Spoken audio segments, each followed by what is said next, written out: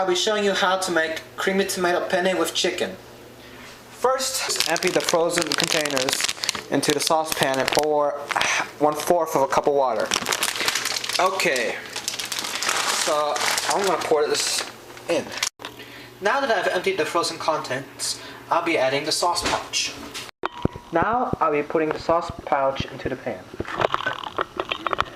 I'll be adding 1/4 of a cup of water to this pan. Then you cook over at medium-high heat for 11 to 12 minutes or until heated through. And don't forget to stir occasionally. This is what I shall do. Okay, so I turned it on. And now we wait and see for it to cook. Once your 11 to 12 minutes are through, turn off your heater and get ready to serve your food. Now we shall serve and have a good feast.